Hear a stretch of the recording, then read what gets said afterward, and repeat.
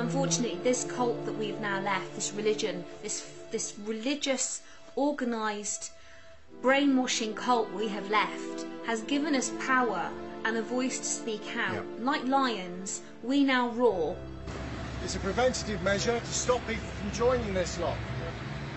Because they're toxic, they're damaging, they commit suicide, people are dying from blood transfusions, they're breaking up families, clinical depressions. I could go on, brother. I love and respect you, I really do. We do. But it's not you, it's the religion that you belong to, it's wrong. Did you know that it was Freemasons? Did you know that the Freemasons started the cult? Did you know that? Did you know that Charles Taze Russell is actually buried within the Masonic grounds with a pyramid and an eye above his head? Did you know that? It's such a shame. Because we are angry at the way that we've been brainwashed, and that you can stand there. And I know that you are brainwashed, and I just hope that you have actually got something that we've said today and taken it away with you. We don't want to see any more clinical depressions. We don't want to see anybody else dying on hospital beds. We don't want to see any child molested or raped anymore within this organisation. All the things that you like to hide. So it's not going to happen anymore. Enough is enough. Enough. But I don't want to see anybody else, nor does my wife, go through the same mental torment of being inside this religion. No more. No more. My story, in a nutshell. I was 5 years old. There was a knock on the door. Man in a suit wanted to talk to my father. I stood near my father's leg, looking up like a 5-year-old little girl, hanging onto his leg. This man in the suit put his foot in the door, held it open, read from the Bible. Next thing you know, no more Coney Island on the weekend with my family. None of that. We'll have none of that. Oh, you like those little pants? No, can't wear them. You're wearing dresses now. I was a little tomboy. And Beatles, any kind of programming on television that had anything that Jehovah's Witnesses do not approve of, that was it. My life changed. 5 years old. There was no college in sight because pioneering. So my dreams were squashed. But the fear of being destroyed in Armageddon was stronger than anything else. To be told by your Puerto Rican father, who works in a factory, who came to the land of milk and honey, New York City, for a better life, and for his kids to have better than him, did not encourage education, but discouraged it. Pretty much took away my will to live, my will to save money. I could never save money. That world might end. I gotta spend this little 50 cents allowance. And, you know, through the eyes of a child, to not see any future. I can only say that the fact that my mother would look the other way during a lot of things, because my mother, she hated the Jehovah's Witnesses. She couldn't stand it. She would not go to any meetings. And it just started to break up our family. It started to pit people against each other. I thought my mother was evil. Any discipline that came from her, she was evil. My dad, he was my end-all. I hung on every word. Wednesday night meetings, when he opened that pink book and showed me that little girl falling in the crack, the earth opened up, buildings, you know, imagine you live in New York City and you're taking a stroll through Manhattan and you look up and see a building. And all you can think of is, what if Armageddon comes right now? When is it going to come? Every thunderstorm.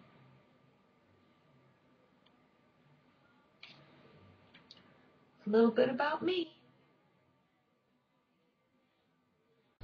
I look back and I gave 15 years of my life to the cult, to the Jehovah's Witnesses, and I look back and I think I had no use at all.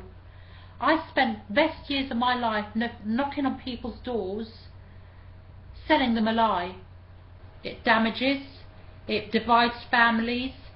For a start, you'd technically lose your freedom. You would lose your individuality. You wouldn't be able to think for yourself anymore, so to say. You wouldn't be able to do what you once did.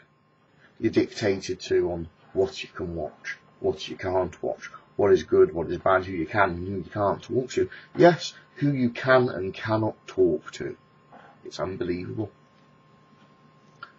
As you progress towards your baptism, your life slowly starts to ebb away all the more. You become more of a WatchTower drone. It's quite sad, really. Everything you once were, everything you once had, you lose. You'll lose your life. You'll lose everything you were. You will not be the person you were when you started. You'll start to lose friends. You'll start to drift away. You won't notice it, because it's normal to you. But slowly, piece by piece, inch by inch, the only friends you have are the people in the congregation, in your kingdom hall. These aren't real friends. These aren't true friends. They'll drop you like a hat at the first sign of nonconformity, and then they won't want anything whatsoever to do with you. Don't become slaves to the WatchTower. They'll drag you down, and they will destroy your life. I could not take my life anymore. There was so much negativity, feelings of worthlessness, feelings like I've been such a failure, criticism, and judging. I grieved my childhood. I didn't have one. I grieved who I could have been. Had I not been born and raised and told who I had to be. I grieved doing things, going places. I grieved all the years lost because of them. My teenage years were horrible. I again can't tell you how many times I tried suicide. I ran away twice, brought right back. In fact, when you run away, don't run away to another Jehovah's Witnesses house, okay? I did not have a choice. I was born and raised into this, and the fear that is instilled, and you can't describe the fear, and you don't even know it's there. And she says, "What do you mean you knew?" I said, "Well, I was born and raised Jehovah's Witness." And she says, "Oh, honey, don't you know they were a cult?" Yeah, that life, my whole entire life changed. Jehovah's Witnesses are a cult. Well, no wonder I feel so messed up. I felt at that moment some sort of freedom, some sort of confirmation. It's like I knew all my life something was wrong and I could never put my finger on it, could never explain it, and out of one word a woman says, and my entire life changed. That your life has been a lie. An entire lie. I was deceived. I was lied to. But when the floodgates opened and I knew I could make a choice, honey, believe me, I ran. I ran from them. Yeah, my parents don't talk to me anymore. But hey, I have freedom now. And you can't talk to anybody on the outside. When you start to talk to people on the outside, you start to get a different value system. And you start to realize that this is a cult. To give up my life, to give up my identity to this organization that I understand is completely scandalous. They're liars, and they completely rupture families. They destroy a person's identity. They take away your sense of self-worth. The selfishness that of a person who emotionally blackmails another person, holding their family hostage, trying to force that other person to live the way that they want them to live. So, you know, you can call me selfish for just wanting to be myself and live my own life, but I think it's even more selfish on, you know, the part of Jehovah's Witnesses to, you know, emotionally try to blackmail and ruin people, trying to force them to live their way. I started realizing that there was a lot of individuals that were getting hurt badly. Ostracism, sexual molestation, being torn away from their families. And when I didn't measure up, I was angry with myself. I was like really starting to hate myself because I just couldn't be. I wanted to be so badly what they told me I should be and what God expected me to be. And I just couldn't do it. And I was really starting to hate myself for not living up, for not being good enough. The ones who write to me, speak to me on a regular basis, telling me how they've lost their families, they've lost their friends, how it's hurt them. I get a lot of people writing to me these things. I see a lot of pain in the friends, sincere pain. I think of the ones inside who want to escape the WatchTower society but are afraid to. And I wonder how many of you there are. Secretly wish to escape but you're afraid to because you'll lose your family and your friends. I can understand that very well. I often wonder what would happen if all of you out there that is secretly wishing to escape but are silent about this, afraid to be called an apostate, afraid of that label, afraid of losing your family and your friends. I wonder what would happen if all were to walk out at one time, just suddenly walk out. I dream of this. What would happen? How many would there be? What kind of impact would that have on the WatchTower society? I escaped the cult, a destructive cult, and I am free. Also, Jehovah's Witnesses have 5 to 10 times a higher suicide rate than the general population. Furthermore, Jehovah's Witnesses have a well-known policy of making sure that people do not take in blood, to refuse blood transfusions, and therefore wind up costing their lives. And this includes children.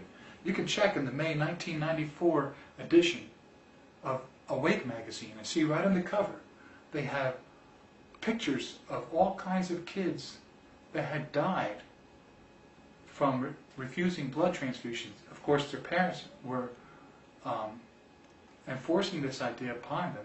But here again, the governing body of Jehovah's Witnesses is well aware of all of this. They are very, very aware of the dangers that are posed by their policies for having people refuse voting cards in certain countries, for depression caused by people who are perhaps wanting to leave, and other circumstances, way beyond the normal depression. Deaths caused by people who are refusing blood transfusion because of their doctrine. And we're afraid to call Jehovah's Witnesses a cult? We're afraid to compare them with these other dangerous cults? Why?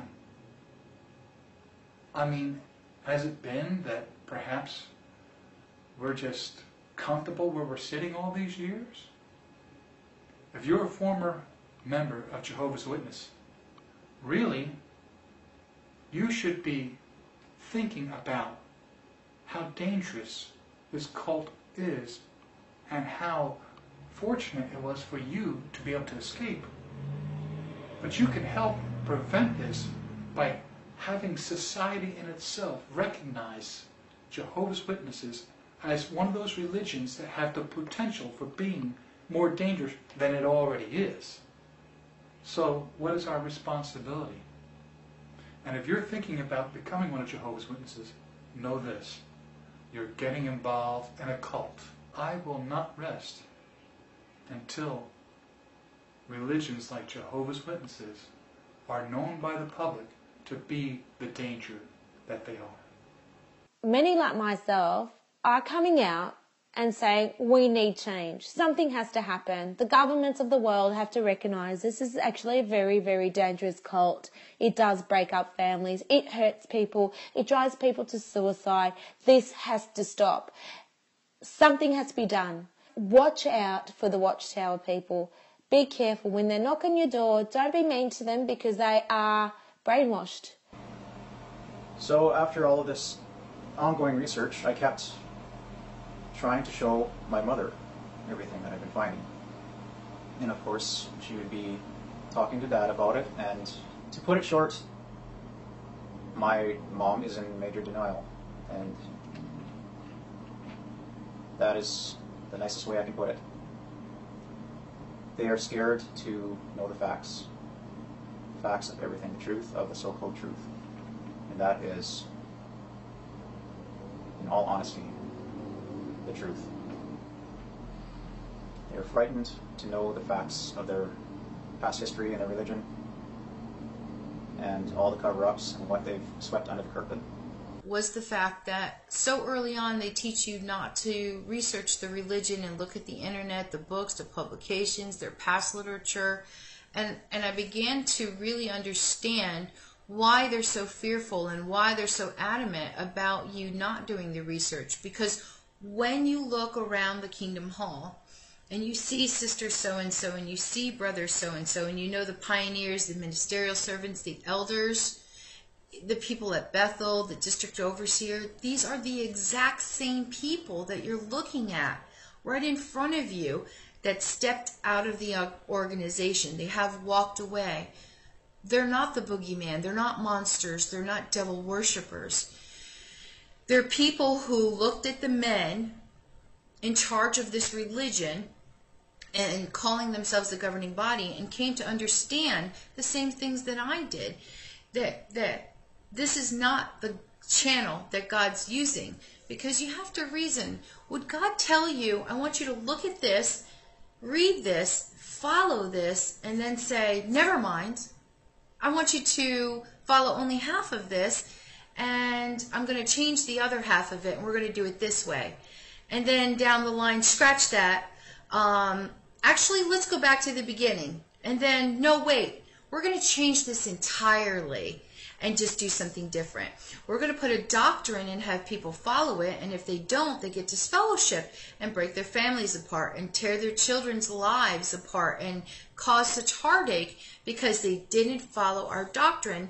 But now, 5 years later, we're going to change that doctrine, and we're never mind. We're going to just go back to the beginning. We're going to act like we never even changed it.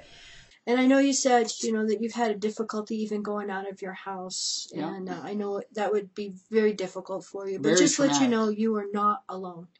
No. You are not alone. I lost my brother because he committed suicide because of this cult. And I don't want to see it happen to anyone else. So just know that This cult's not worth it. It's truly not worth it. all we know is that all of us are survivors and have a brotherhood from this cult. Very fear-based religion. I mean, and you're bred on fear. There's just demons around every corner, and people are really paralyzed with fear. We were raised that we were not allowed to go to college. We were encouraged to quit high school when we were 16 and to go door knocking. So many people who stayed in the religion, they suffer. Economically, they suffer. If they didn't join the religion, with money or with property or with some kind of resources, a lot of them end up on welfare. It's just the depression, the sadness, the misery. They'll put on a smile after they knock on your door when they're trying to convince you. We were trained to do that. We were taught to smile. We were taught whenever we saw someone new walk through the door to put on a happy face, and that's exactly what we all did. But happy, no, we were miserable, we were ill emotionally, oftentimes physically, and so many people wasted their years and their lives Jehovah's Witnesses spend a lot of time trashing the Catholic Church, but then when they get old, they don't even take care of their own. The leaders don't. And Jehovah's Witnesses end up in Catholic nursing homes, being nursed by the people who they spent years, hating. No apologies, no nothing. There wasn't no apologies for my dad when he died in the early 80s.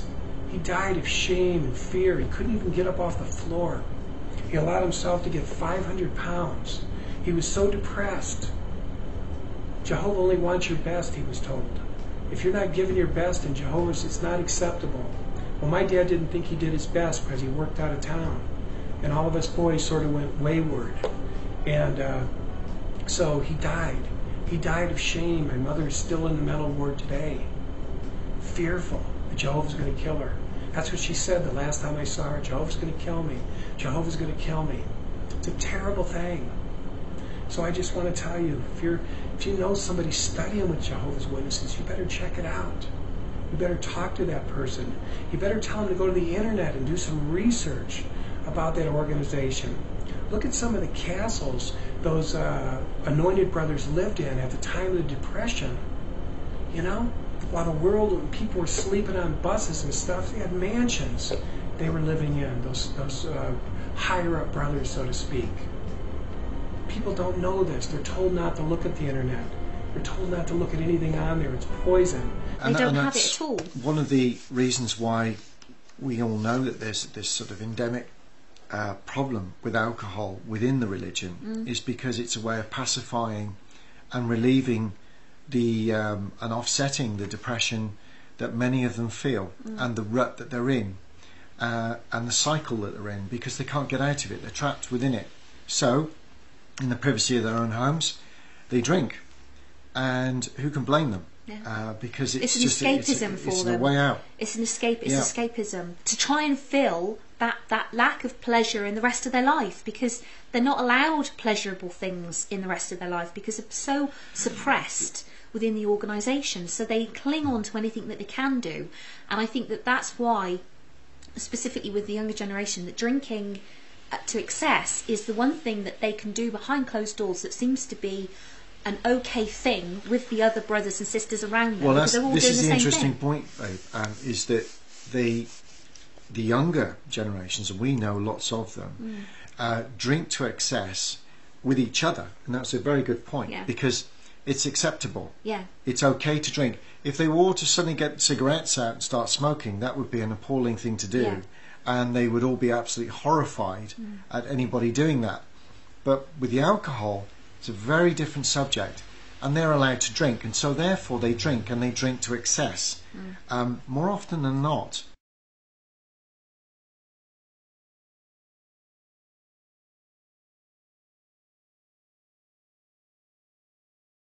The WatchTower Society has lost a legal battle connected with its role in handling matters of child abuse. As a result of this defeat, the Society is faced with paying millions of dollars in damages. They've been abused by Jehovah's Witnesses. So I was told to protect the person who actually abused me instead of me being protected. This man went on to molest other little children. The Jehovah's Witnesses policies encourage abuse by not reporting allegations to police, choosing instead to handle individual cases internally. Today, a stuffed lamb was placed on the doors of area kingdom halls, telling victims they need be silent no more. I grew up in Jehovah's Witnesses. I was third generation, and I was sexually abused in almost 5 years by an elder in the congregation. The governing body wrote a letter to all the elders in their congregation in Jehovah's Witnesses around the world. One of the paragraphs says, "It cannot be said in every case that one who has sexually abused a child could never qualify for privileges of service in the congregation. Keep in mind that the branch office, not the local body of elders, determines whether one who has sexually abused a child is considered a known child molester." I mean, this is really scary stuff. So let's take the next one. Not every individual who has sexually abused a child in the past is considered a predator. The branch office, not the local body of elders, determines whether an individual who has sexually abused children in the past will be considered a predator. I care about the people inside. You should all know that my family is in there. My oldest daughter is in the Jehovah's Witnesses. She's now 22 years old. I haven't seen her since she was 9. The Jehovah's Witnesses have settled 9 lawsuits alleging church policies protected men who abused children for many years. In settling, the church did not acknowledge wrongdoing. Now, evidence has surfaced that leaders did know about some of the men, but apparently never informed authorities. Frederick McLean is among the country's most wanted fugitives, accused of molesting children for almost a decade. His typical victims were young girls, I think starting around 5 or 6 years old. Authorities say McLean was a respected leader in this congregation of Jehovah's Witnesses. His role in the church was significant because we believe that his participation in the church gave him access to his victims.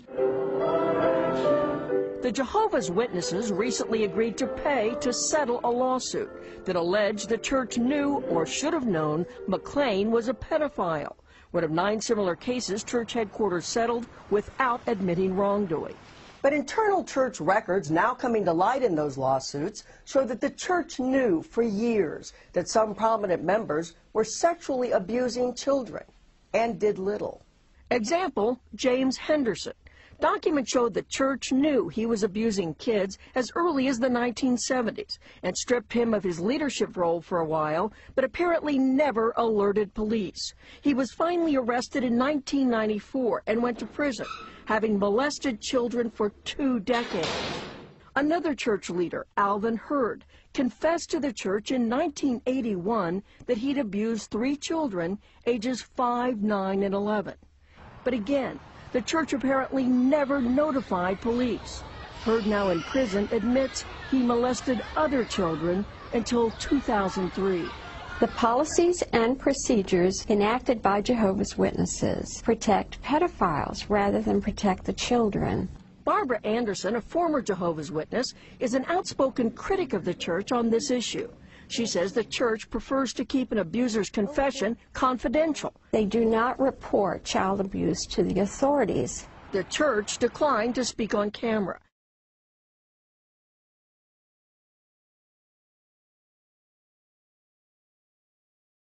How it works in the Jehovah's Witness organization is they call it disfellowshipping, and it's a very cruel punishment. At that point, they consider you spiritually dead. Your relatives, your witnesses, friends will have nothing to do with you. My 2 children, I still have, to this day, will not talk to me. I've been out of the organization now for going on 6 years. And they still will just walk by you. At least one of them walks by you, which you will see in the store, for example. And then the other sacrifice that you have to make when you leave the organization is all your friends as well. I had so many friends that were Jehovah's Witnesses. I mean, I grew up with so many of them. And of course, they instantly disconnect from Jehovah's Witnesses, they cut you off from your family. Your family's already brainwashed in advance. When, people, including their own family members, I mean, it just, family members cutting off their own children, not allowing grandparents to see their own grandchildren, friends, cutting each other off. I mean, I remember days when I was brainwashed and I knew when I saw someone who was an ex-Jehovah's Witness or they were disfellowshipped, excommunicated, I knew that I couldn't say hello to that person because if I did, the wrath of God would be on me. Into a much more active mode. I mean, the shunning turns into something where they're doing it as a punishment now. It's like, it goes from the vibe that you get. I mean, it's full of disdain. Really, they think that you're something ugly, and that if they basically they look at you like you just committed treason. Like, how could you betray us like that? And you'll have friends and people and family that you've known your entire life who just all of a sudden really cut you off and really want nothing to do with you. I don't enjoy seeing my friends and family turn into zombies right in front of me. I lost my family years ago. I haven't seen most of my family in over 20 years. You know, I don't even know where my youngest brother is. All escapees from cult mind control, when we get shunned or ignored or marginalized due to the WatchTower's human rights violations, due to their shunning policies which cause people to commit suicide every year. I'm not going to do that. You're not going to do that. They have been conditioned to think that if you leave their group, if you leave their club, you're now the enemy. You are the devil. You are demonized. You are satanic. You are not to be trusted. You see, they've had that indoctrination. We used to have it. You can probably relate to that.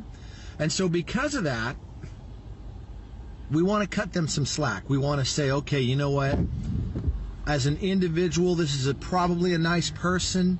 They think they're doing the right thing. They think they're following God's laws or God's will.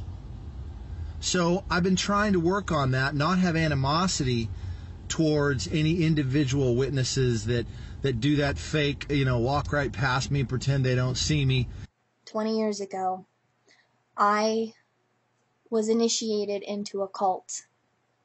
At the age of 10, I became formally one of Jehovah's Witnesses. This child wouldn't have known what shunning is. This child didn't know that she was being sworn in or welcomed into a cult. This child didn't know who the governing body was. This child went into a legally binding contract with an organization and didn't even realize it. That child never would have imagined the pain and heartache that they would have to go through. And the pain that comes from what that religion has done, what that cult has done. These two women right here are now shunning me, shunning this, because of that decision I made when I was 10 years old. If this child would have known about the damaging policy that the WatchTower and Bible Tract Society has about shunning former members, I never would have gotten baptized. And those are my grandmas. I cannot move on with my life at this point knowing that there are people who are still becoming Jehovah's Witnesses every day, knowing that children as young as 6 years old now are being baptized as Jehovah's Witnesses, to get people educated, to know the damage that this religion does. And as long as this religion still protects child molesters and promotes this policy of shunning, I will be one of the loudest voices screaming at the top of my lungs to expose them for what they are. And in WatchTower's case, no mercy is applied whatsoever. If they can get away with making life miserable for disfellowshipped people and driving them to commit suicide, that's precisely what they'll do. This is evidence, as far as I'm concerned, that you're evil. Because in front of another audience, you tell parents that it's okay to blackmail their kids into making a lifelong commitment to an organisation that they will be held to till their dying breath. And then in front of another audience in another part of the world, you can look them in the eyes and say, it's a voluntary thing. We volunteered for this. No. You look at this audience in Rome and you tell them, oh, we're not tying people to their seats. We're not locking the doors. People are free to go whenever they want. It's a free thing. It's a voluntary thing. Nonsense. Absolute nonsense. I was in front of a judicial committee just over 3 weeks ago, and I have been disassociated, severed from my family. My dad, in particular, is shunning me for a decision I made when I was 11. My own father is being used as a weapon, as a means of punishment against me, simply for going back on a decision I made when I was 11 and leaving a religion I now know to be false. You cannot lie to people, Tony. I won't have it. I won't have you lie to people and tell the world, tell Jehovah's Witnesses that they're free to leave whenever they want, because they're not. You're threatening them. You're holding them hostage. You're using the most sacred thing in the world, a person's loved ones, and you're taking those loved ones, turning them into a weapon and making them hate people who leave, making them believe that people like me are mentally diseased, are gangrenous, are eating at the table of demons, and you think people are free to leave? Well, you clearly don't think that, but that's what you're saying to people, and that's why you're evil, Tony.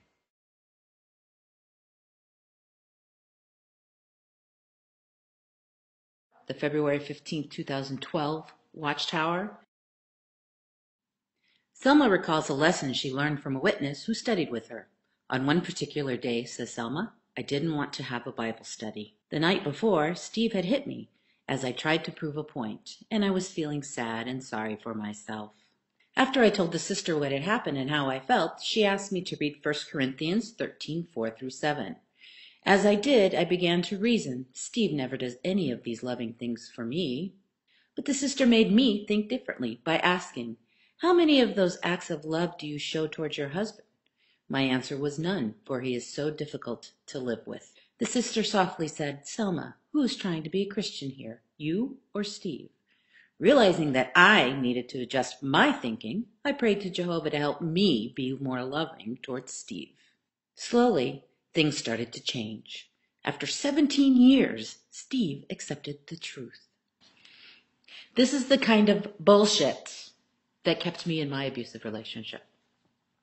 This is the kind of crap that has been fed to make me believe that the fact that I was a punching bag was my fault. This is the kind of stuff that taught me that I was a doormat and that I had really no rights whatsoever as a human being. And the memories that my mother has, no woman should ever have to deal with that. She went to the elders because one night the abuse got a little too much that she could handle. Because that's who you go to. You go to the elders, and they are there to guide you. The elders told her that it was her job, it was her responsibility to stay with him and to help him. And because that's what the elders told her, like any Jehovah's Witness or ex-Jehovah's Witness knows, basically the elder's word is the word from God, beating her and throwing her through windows and taking her head and her body and throwing it into walls and making holes, and him coming after me and my mom stepping in between me and him to protect me and getting the brunt of all of it just because the elders told her that was her job. For you men out there, or you ladies out there, if you want to continue to hit your spouse and for your spouse to be told it's okay, you should go be a witness. And if you did not sense my sarcasm, I can't help you. I can't help you. My two older boys, he used to beat almost every day. Your self-worth is zero. You don't have any self-worth whatsoever. I would go into the bedroom and I would call the elders and I would hold the phone up and I'd say, can you hear what he's doing to us? He's threatening to kill us. And they said, you have to be submissive wife. You will win him over by being quiet. You have to show respect and let him be head of the house. This is ridiculous. I can't believe that they're still teaching this stuff. Yeah. These men who have been sheltered their whole lives, like I said, don't know what century they live in, have no idea what kind of horrors go on behind closed doors. You know, this spousal abuse, domestic violence leads to death. And you know, if you've watched my videos, you know that I absolutely 100% believe that this is a destructive mind control cult. And this is part of the destructive side of it. And in any mind control cult, whether they're 10 members or whether they're 10 million members, the women are always fodder. The women are always less than nothing. And it's the same in this organization. And this proves it right here.